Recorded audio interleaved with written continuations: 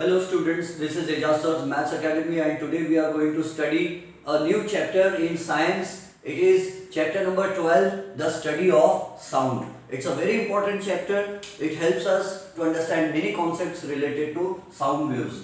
First of all, let us first define what sound waves are or what sound is. We will first define what sound is. So remember students, sound is a form of energy which creates the sensation of hearing in our ears. Sound is a form of energy. Sound is a form of energy which creates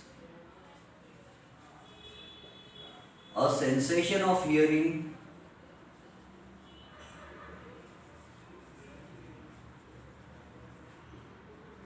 in our ears. So sound is a form of energy which propagates, which goes from one place to another place in the form of kinetic energy and फिर हमारे कान के पर्दे पर आती है, कान का पर्दा भी वाइब्रेट होता है और उससे फिर हमारे ब्रेन में साउंड एनर्जी हमको महसूस होती है. तो sound is a form of energy, ये एक एनर्जी का फॉर्म है. We have studied law of conservation of energy. So energy का एक फॉर्म है sound and it creates a sensation. एक फीलिंग महसूस होती है, सेंसेशन महसूस होता है कि हमें कुछ सुनाई दे रहा है. साउंड वो चीज होती है जिसके कारण हमें लगता है कि कुछ तो भी सुनाई दे रहा है. And remember there are basically two types of waves. Sound क्या है? Sound is a wave. ठीक है. Now what is a wave? सबसे पहले हमको वेव का डेफिनेशन भी पता होना चाहिए. वेव किसे कहते हैं? तो remember an oscillatory disturbance. An oscillatory disturbance is called a wave. Is called a wave. Hindi में हम वेव को लहर कहते हैं. तो oscillatory disturbance, फॉर एग्जाम्पल मैंने एक there is a wall here. यहाँ पर एक दीवार है, WALL wall. There is a wall here and इस दीवार पे मैंने एक धागा बांध दिया, थ्रेड. ऐसा इट्स अ कंटिन्यूअस थ्रेड. एक कपड़े सीने का धागा बांध दिया और यहाँ पर सीलिंग पर, छत पर, दिस इज द सीलिंग, छत पर मैंने एक स्प्रिंग लगा दिया, एक स्प्रिंग. और स्प्रिंग पे कुछ एक वुडन ब्लॉक लगा दिया या कोई मास से समझो, लोहे का आयरन ब्लॉक. और उस आयरन ब्लॉक से इस धागे को जोड़ दिया, ज्वाइन कर दिया. Now what will happen? अब जैसे ही मैं उस आयरन ब्लॉक को, can you see it clearly? Yes.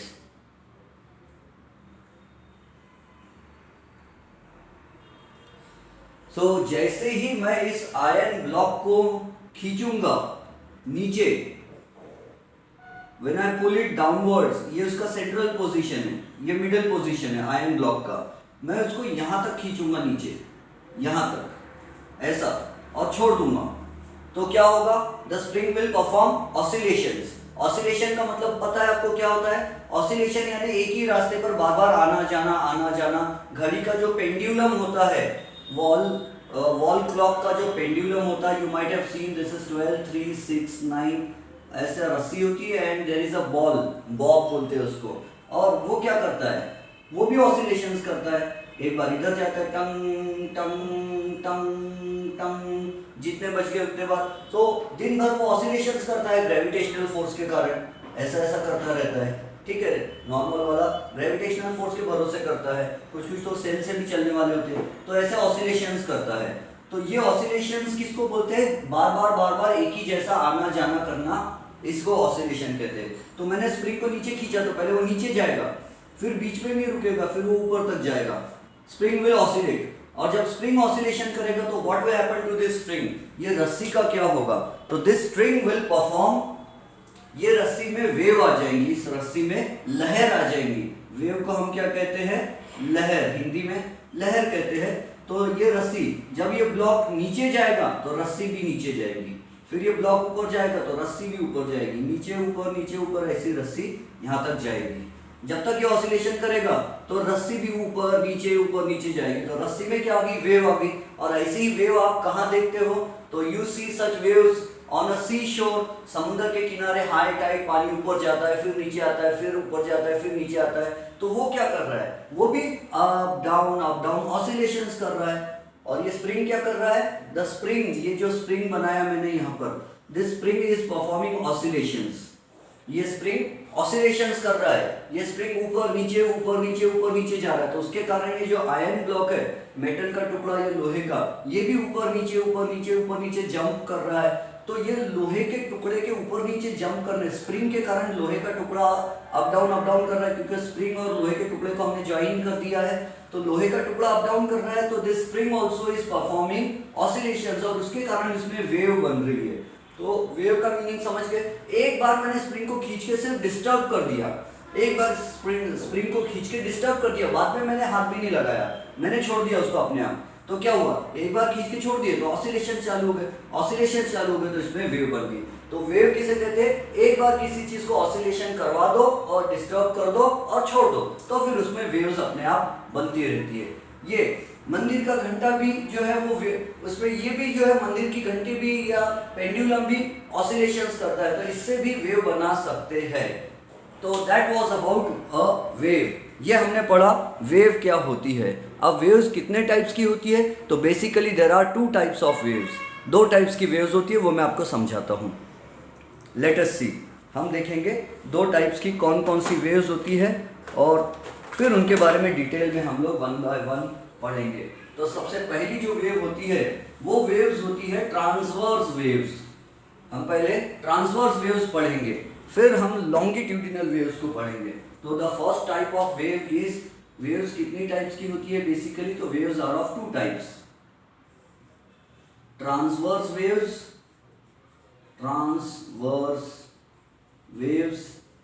And longitudinal waves, longitudinal waves। हमारे इस चैप्टर में कितने टाइप्स की वेव्स हमको पढ़ने का है, टू टाइप्स की waves, transverse waves and longitudinal waves. अब ट्रांसवर्स वेव्स क्या होती है पहले हम ये समझ लेते हैं, फिर बाद में हम लॉन्गिट्यूडिनल वेव्स के बारे में पढ़ेंगे। तो सी ट्रांसवर्स वेव्स, अब ये रस्सी किस चीज से बनी है, यू नो दिस स्ट्रिंग, ये कपड़ा सीने का जो धागा है या रस्सी है, ये किस चीज से बनी है। आप ट्रांसवर्स वेव्स ऐसे भी प्रोड्यूस कर सकते हो। सपोज यहां पर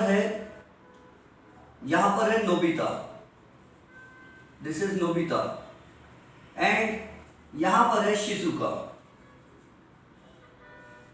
यहां पर शिजुका खड़ी है, ठीक है, ये उसके बाद दिस इज शिजुका। इन दोनों के हाथ में एक रस्सी है, और वो रस्सी को क्या कर रहे हैं, दोनों के पास एक ही रस्सी है, और उस रस्सी को वो ऐसा अप डाउन झटका दे रहे, दोनों वैसे ही कर रहे हैं। या तो एक काम करते हैं, शिजुका का हाथ कुछ भी नहीं कर रहा, शिजुका का हाथ रुका हुआ है, नोबिता का हाथ अप डाउन कर रहा है, नोबिता का हाथ क्या कर रहा है, ऊपर नीचे ऐसा रस्सी को झटका दे रहा है। तो इसके कारण क्या होगा, इसके कारण ये जो रस्सी है, ये रस्सी जो सीधी रस्सी होना चाहिए थी, वो रस्सी क्या करेंगी, इट विल जंप, रस्सी जो है वो जंप परफॉर्म करेंगी। कैसे, जब ये रस्सी को ऊपर झटका देता है तो स्प्रिंग ऊपर जाती है, फिर नीचे जाती है, फिर ऊपर जाती है, फिर नीचे जाती है, ऐसे। और शिजुका के हाथ को भी झटका लगेगा, उसका भी हाथ अपने आप हिल जाएगा, ऐसा क्यों, क्योंकि जहां वेव होती है उसमें एनर्जी होती है। साउंड क्या है, साउंड इज अ वेव, और उसमें क्या होती है, एनर्जी होती है। कौन सी एनर्जी है, तो काइनेटिक एनर्जी है। साउंड एनर्जी काइनेटिक एनर्जी बन जाती है बाद में फिर। तो बट रिमेंबर, ये साउंड एनर्जी का एग्जांपल नहीं है, ये साउंड वेव नहीं है, क्योंकि sound waves are longitudinal waves. ये जो है ये ट्रांसवर्स वेव्स है। तो एग्जांपल मुझे कहना मुझे ये था कि ये ट्रांसवर्स वेव में एनर्जी है, हर वेव में एनर्जी रहती है। वेव यानी लहर, और जो चीज लहर खाते हुए आगे जा रही, मतलब उसमें एनर्जी है, तभी तो वो आगे बढ़ रही है ना। एनर्जी नहीं होती तो कैसे मोशन नहीं होता, मूवमेंट नहीं होती। तो अब ध्यान से समझो, ये रस्सी किससे बनी हुई है, पार्टिकल से बनी है। हर चीज कैसे बनी है, एटम्स एंड मॉलिक्यूल्स से बनी हुई है, पार्टिकल से बनी हुई है। We have studied there are 3 states of matter, solids, liquids and gases basically। Plasma and Bose Einstein condensate को हम नहीं पढ़ रहे। तो ये देखो, ये रस्सी कैसे बनी है, एटम से या मॉलिक्यूल से बनी है, समझो पार्टिकल से बनी है। तो जब नोबिता रस्सी को ऊपर नीचे झटका दे रहा है, तो रस्सी के कुछ पार्टिकल्स ऊपर जंप कर रहे हैं, रस्सी के कुछ पार्टिकल्स ऊपर जंप कर रहे हैं। कैसे जंप कर रहे हैं? तो यहाँ का फर्स्ट पार्टिकल थोड़ा सा ऊपर जंप कर रहा है, यहाँ का पार्टिकल और ज्यादा जंप कर रहा है, ये बीच का पार्टिकल और ज्यादा हाइट पे जंप कर रहा है, ये पार्टिकल थोड़ा कम हाइट पे जंप कर रहा है। इस तरह the particles are jumping up. वहां के पार्टिकल्स कहाँ जंप कर रहे हैं? ऊपर जंप कर रहे हैं। You can have a close look at the motion. Particles ऊपर जंप कर रहे हैं और यहाँ की रस्सी के पार्टिकल्स कहाँ जंप कर रहे हैं? नीचे। ये पार्टिकल और ज्यादा जंप कर रहा है, ये पार्टिकल और बहुत ज्यादा जंप कर रहा है, ये थोड़ा कम, ये थोड़ा कम, और यहाँ का पार्टिकल नहीं जंप कर पा रहा है। फिर उसके बाद ऑल पार्टिकल्स आर जंपिंग। सभी पार्टिकल्स जंप करते हैं, एक भी पार्टिकल ऐसा नहीं जो जंप नहीं करता। ये रस्सी में क्या हो रहा? तो पार्टिकल्स कैसे उछल रहे? ऊपर नीचे। और ये वेव जारी कहाँ है? ये जा कहाँ रहा है? रस्सी का झटका, रस्सी की वेव जा रही कहाँ है? सीधे आपके लेफ्ट हैंड से राइट हैंड की तरफ जा रही है। Who is giving the jerk? Jump कौन करवा रहा है? जंप करवा रहा है नोबिता। और शिजुका कुछ भी नहीं कर रही, शिजुका सिर्फ रस्सी को पकड़ कर है।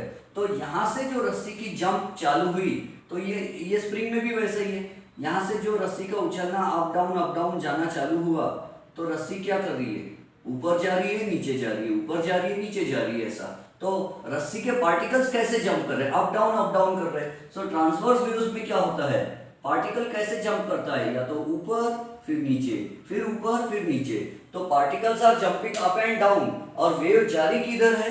ये रस्सी का झटका जा रहा किधर से किधर जा रहा है? नोबिता रस्सी को हिला रहा है और शिजुका की तरफ रस्सी जा रही है, रस्सी की वेव जा रही है शिजुका की तरफ। तो वेव के प्रोपोगेट होने का direction of propagation of the wave, यानी वेव का आगे जाने का डायरेक्शन, ये ग्रीन लाइन से मैं क्या बता रहा हूं? Direction of propagation. प्रोपोगेशन का मतलब होता है आगे बढ़ना, प्रोपोगेशन यानी आगे बढ़ना। तो direction of propagation of wave किधर है? वेव जारी किधर है? नोबिता रस्सी को झटका दे रहा है और वेव लहर जो ऐसी जाते जाते शिजुका के तरफ जा रही है। तो वेव जा रही है आपके लेफ्ट हैंड साइड से आपके राइट हैंड साइड की तरफ। और पार्टिकल्स कैसे जंप कर रहे हैं रस्सी के? ऊपर नीचे। पहले यहाँ का पार्टिकल जंप करता है, फिर यहाँ का, फिर यहाँ। पहले इधर की रस्सी स्ट्रेट थी, फिर यहाँ का पार्टिकल उछला, फिर सबका नंबर आता है 1 by 1। पूरी रस्सी के पार्टिकल फिर 1 by 1 ऊपर नीचे उछलते ऐसे आगे जाते। पार्टिकल्स कहीं नहीं जाते, पार्टिकल जो है उछलते रहते हैं ऐसे अपनी जगह पर। ये उछलकर ऊपर नीचे जाके ये सीधा हो जाएगा। जब तक ये हिलाता रहेगा तब तक ये ऊपर नीचे होता रहेगा। और पार्टिकल्स के वाइब्रेट होने की डायरेक्शन कौन सी है? तो ये up and down, this is up and this is down. Particles कैसे वाइब्रेट हो रहे हैं? Up down. रस्सी कैसे उछल रही है? ऊपर नीचे उछल रही है ना। यहाँ ऊपर जा रही, इधर नीचे जा रही, ऊपर जा रही, नीचे जा रही। तो व्हाट इज, यानी पार्टिकल्स वाइब्रेट हो रहे हैं, ऑसिलेट कर रहे हैं, वाइब्रेट हो रहे पार्टिकल्स। तो direction of vibration of particles and direction of propagation के बीच में कितना एंगल बना? कितने डिग्रीज का एंगल बना? तो that angle is of 90 degrees. वो एंगल कितने डिग्रीज का बना है? 90 डिग्रीज का एंगल बना है। तो अब हम इसका डेफिनेशन लिख सकते हैं। अगर आपको ये समझ में आया होगा तो हम इसका डेफिनेशन लिख सकते हैं। ये भी रस्सी पार्टिकल से बनी हुई है। ये पार्टिकल्स पहले कहाँ जंप कर रहे हैं? नीचे जा रहे हैं।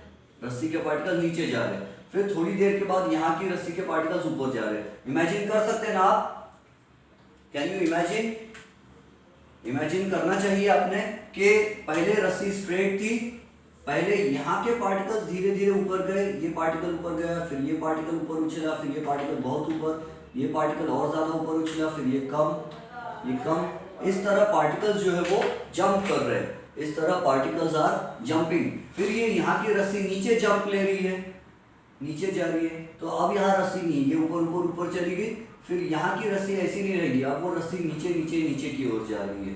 तो the particles are jumping up and down. Particles ऊपर नीचे उछल रहे हैं। वाइब्रेशन का डायरेक्शन कौन सा है? अप डाउन है।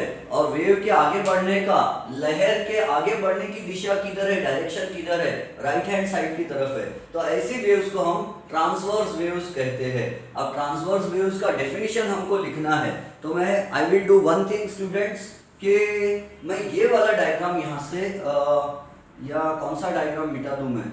You can pause the video, आप वीडियो पॉज करके ये नोट कर सकते हो चाहे तो। मैं नोबिता और शिजुका को मिटा देता हूं और यहां पर मैं डेफिनेशन लिख देता हूं, ठीक है। I will write the definition of transverse waves. क्या होती है? The waves in which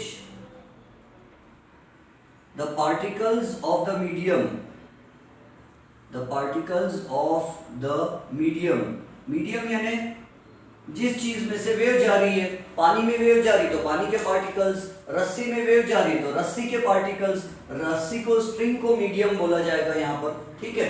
medium कुछ भी हो सकता है, जो चीज ऊपर नीचे उछल रही है उसको कहते हैं मीडियम।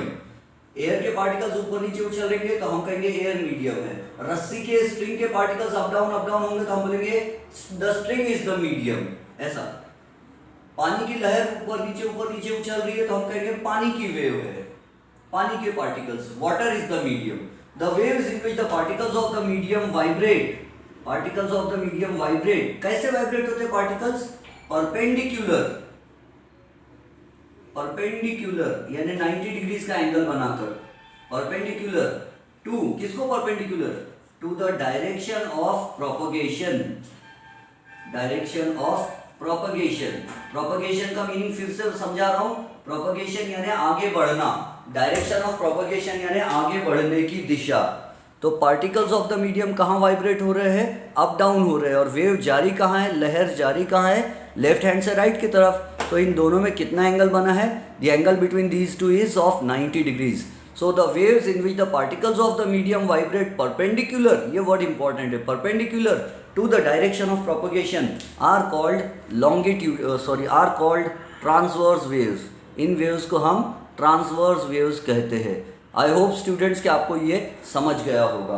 अब एक दूसरी बात करते हैं, ट्रांसवर्स वेव्स का एग्जांपल क्या है? तो waves produced on a string, रस्सी पर ऑन अ स्ट्रिंग, रस्सी में बनाई हुई वेव या धागे में बनाई हुई ऐसी वाली वेव्स कौन सी होती है? ट्रांसवर्स वेव्स होती है। और वाटर के, रिमेंबर समुद्र में जो हाई टाइड, लो टाइड आती है, लहर आती है, वो भी कौन सी वेव्स होती है? वो ट्रांसवर्स वेव्स होती है, पानी की ऊपर नीचे लहर आने वाली वेव। वाटर वेव्स तो खैर लॉन्गिट्यूडिनल और ट्रांसवर्स दोनों होती है, बट आप उसमें कंफ्यूज नहीं होना। पानी की लहर ऐसी ऊपर नीचे जाती है ना, आपने देखा होगा high tide and low tide. तो पानी के पार्टिकल ऊपर भी उछलते हैं हाई टाइड, फिर नीचे जाते हैं लो टाइड, फिर ऊपर उछलते हैं हाई टाइड, फिर नीचे जाते हैं लो टाइड। तो वो ट्रांसवर्स वेव्स होती है। ट्रांस का मतलब होता है इस पार से उस पार, और वर्ट कन्वर्ट, रिवर्ट, डाइवर्ट। वर्ट यानी टर्न, तो ट्रांसवर्स यानी बार बार पलटने वाली वेव। ट्रांसवर्स, वर्ट यानी टर्न लेना, कन्वर्ट, रिवर्ट, डाइवर्ट। अब दूसरी है लॉन्गिट्यूडिनल वेव्स। ये हमको इस चैप्टर में बेसिकली लॉन्गिट्यूडिनल वेव्स पढ़ना है। तो ट्रांसवर्स वेव्स का एग्जांपल कौन सा है? Waves on a, example waves on a string, vibrating string, vibrating string. जब कोई पर्सन गिटार या सितार बजाता है या वीणा या वायोलिन बजाता है गिटार, तो गिटार की रस्सी भी कैसी करती है? ऐसी अप डाउन उसमें वेव्स बनती है, ठीक है। खैर उसमें तो आगे और स्टेशनरी वेव्स भी बनती है, तो उसमें ये ऐसी वेव्स बना सकते हैं, बनती है। जब हम गिटार बजाते हैं तो पहले ऐसी वेव्स उसमें बनती है। वाइब्रेटिंग स्ट्रिंग, जो भी रस्सी वाइब्रेट हो रही है उसमें ऐसी, और वाटर की सरफेस पर भी ऐसी वेव्स बनती है। High tide and low tides, high and low tides, वहां पर भी ऐसी वेव्स बनती है। और रिमेंबर लाइट वेव्स भी ऐसे ही होती है। Light waves are transverse waves. अगर हमारे पास टॉर्च है और टॉर्च में से लाइट निकल कर जा रहा है, तो जेम्स क्लार्क मैक्सवेल नाम के एक साइंटिस्ट ने बताया लाइट ऐसे चलता है, बोले ऐसे वेव बन के प्रोपोगेट होता है। लाइट ऐसे जाता है, बोले ऊपर नीचे होते हुए। कोई भी लाइट, लेजर लाइट हो, रेड लाइट, ग्रीन लाइट, कोई भी लाइट हो, तो लाइट भी ऐसे सांप की तरह ऐसा ऊपर नीचे होते हुए चलता है, ठीक है। तो जो वेव जाने आगे बढ़ने की डायरेक्शन में पार्टिकल्स अप डाउन रहता है लाइट के, तो बाद में डिस्कस करेंगे हम। जिस ये रस्सी के पार्टिकल्स अप डाउन हो रहे, तो that was about transverse waves. अब लॉन्गिट्यूडिनल वेव्स के बारे में देखो स्टूडेंट्स, आई एम मेकिंग, देखो दिस इज 1 2, मुझे थोड़ा इधर बनाना पड़ेगा एंड हमको जूम आउट करना पड़ेगा सो दैट ज़्यादा पोर्शन हमारा कवर हो जाए। तो लेट अस सी, हम इधर वाले पोर्शन पे फोकस करेंगे अब, ताकि हमारा इधर का topic okay dear students, now see, अब हम देखेंगे लॉन्गिट्यूडिनल वेव्स क्या होती है। तो see, I should do one thing, मैं ये वेव्स की डेफिनेशन को मिटा देता हूँ। We will need some space, हमको कुछ जगह चाहिए यहाँ पर ताकि हम लॉन्गिट्यूडिनल वेव्स को स्टडी कर सकें।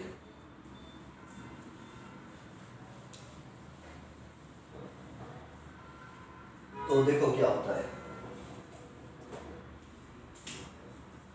Longitudinal waves. यहाँ की कौन सी वेव्स स्टडी की हमने? ट्रांसवर्स। अब इधर हम पढ़ने जा रहे हैं लॉन्गिट्यूडिनल वेव्स। लॉन्गिट्यूडिनल वेव्स का एग्जांपल है साउंड वेव्स। तो देखो यहां पर कोई पर्सन है, 1 2 3 एंड दिस इज 4, है ना। 1 2 3 4 बना लिया हमने, तो किसी का चेहरा बन गया।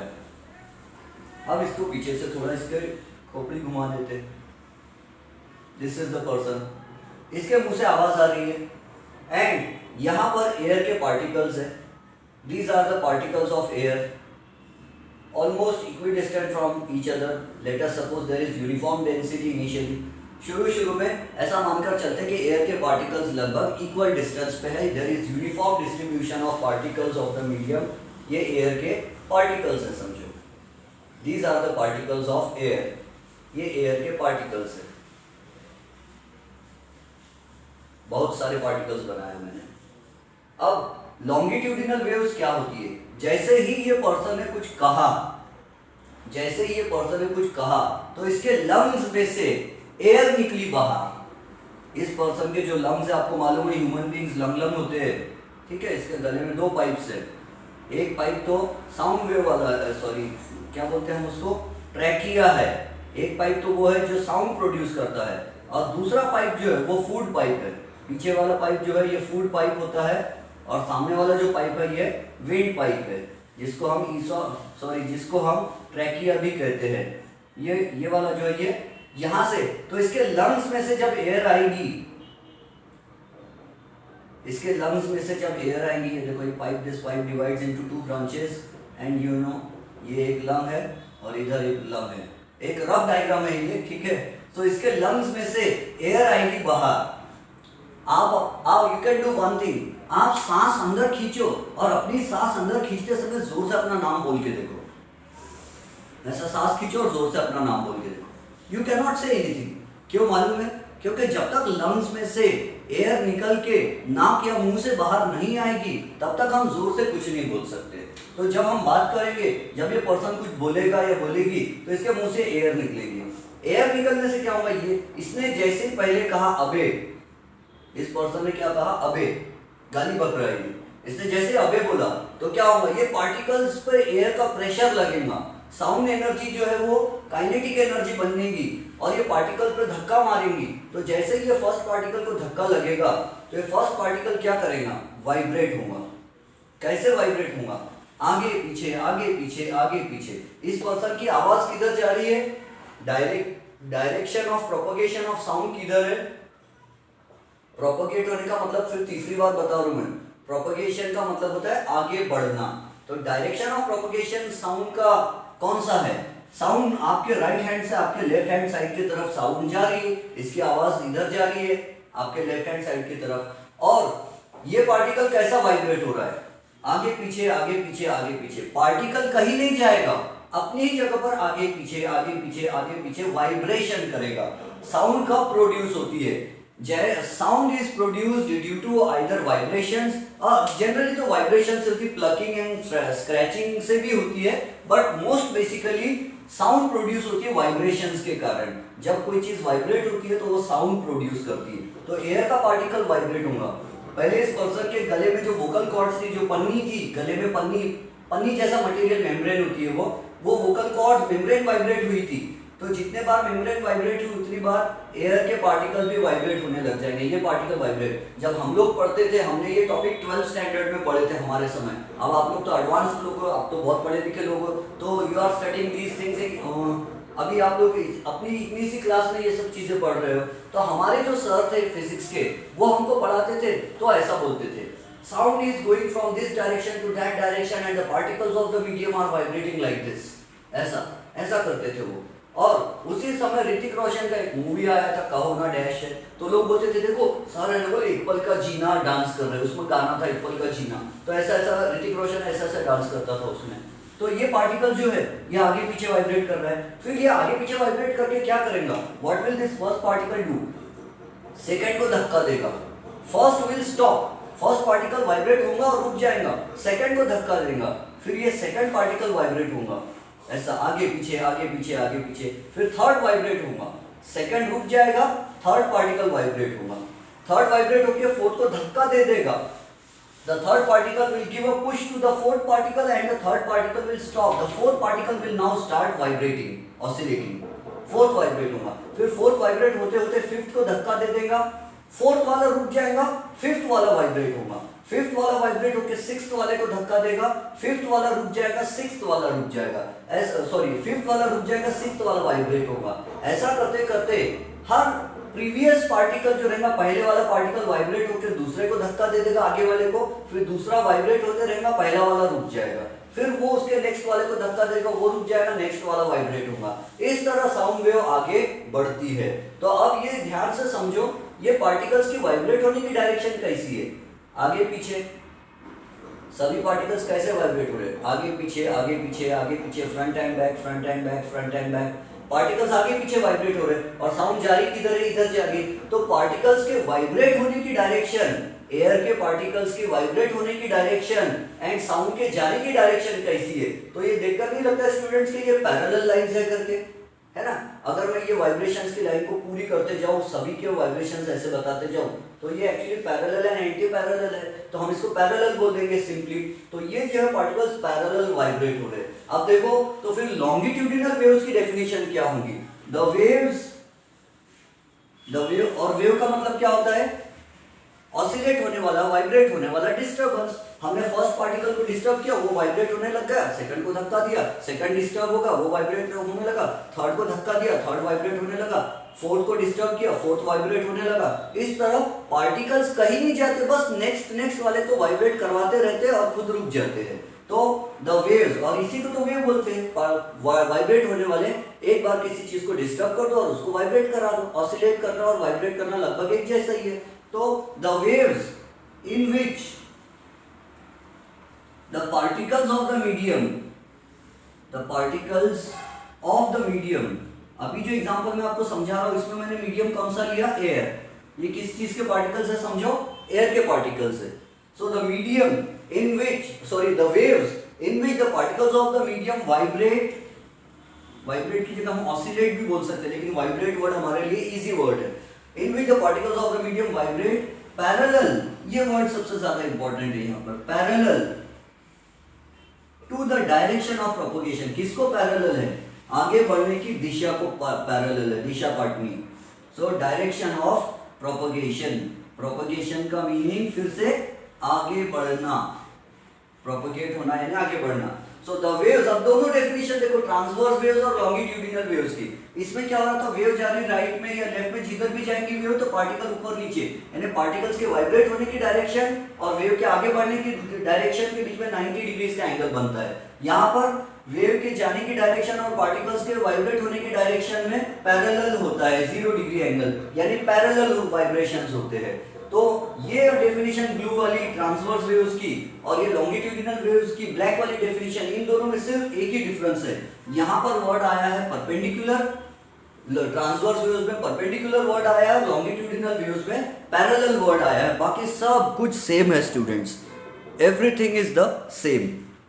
आई होप आपको ये चीज समझ में आ गई होंगी, ठीक है। और लॉन्गिट्यूडिनल वेव्स का एग्जांपल क्या है, तो लॉन्गिट्यूडिनल वेव्स का एग्जांपल है हमारे पास साउंड वेव्स। रिमेंबर वाटर की जो वेव्स होती है ना, वो दोनों वेव्स होती है, transverse as well as longitudinal. और जो सिस्मिक वेव्स होती है अर्थक्वेक, भूकंप की, वो भी ट्रांसवर्स और लॉन्गिट्यूडिनल दोनों होती है, लेकिन हम कंफ्यूजन नहीं बढ़ाना चाहते, यहाँ मैं वाटर के बारे में कुछ नहीं लिखूंगा। Sound waves are longitudinal waves, इतना याद रखेंगे हम, साउंड वेव्स लॉन्गिट्यूडिनल वेव्स होते हैं। और पार्टिकल्स के वाइब्रेट होने से साउंड आगे बढ़ती है, इसके मुंह से साउंड निकली, अबे बोला उसने, तो पार्टिकल्स वाइब्रेट वाइब्रेट वाइब्रेट होने लगे, एक एक एक एक वाइब्रेट हुआ, तो पार्टिकल्स के वाइब्रेट होने से साउंड आगे बनी। अब इसमें कॉम्प्रेशंस एंड रेयरफैक्शंस कैसे बनते हैं, पार्टिकल्स एक जगह कंजेस्टेड हो जाते, क्राउडेड हो जाते, और कहीं कहीं के पार्टिकल्स बहुत दूर दूर रह जाते हैं, वो कैसे होता है, ये मैं आपको नेक्स्ट लेक्चर में समझाऊंगा, क्योंकि मैं नहीं चाहता हूँ कि एट अ स्ट्रेच आपको 1 घंटा बैठना पड़े और बहुत लंबे में आप थक जाओ। तो अपन क्या करेंगे, half an hour, nearly half an hour का एक लेक्चर बनाएंगे, फिर नेक्स्ट टाइम आप उसको नेक्स्ट लेक्चर को अटेंड कर सकते हैं। तो we will stop here students. अब नेक्स्ट लेक्चर में मैं आपको कंटिन्यू करूंगा कि कॉम्प्रेशंस एंड रेयरफैक्शंस क्या होते हैं, कैसे होते हैं, ये सब हम आगे पढ़ेंगे। तो let us stop here students, have a nice time, bye bye.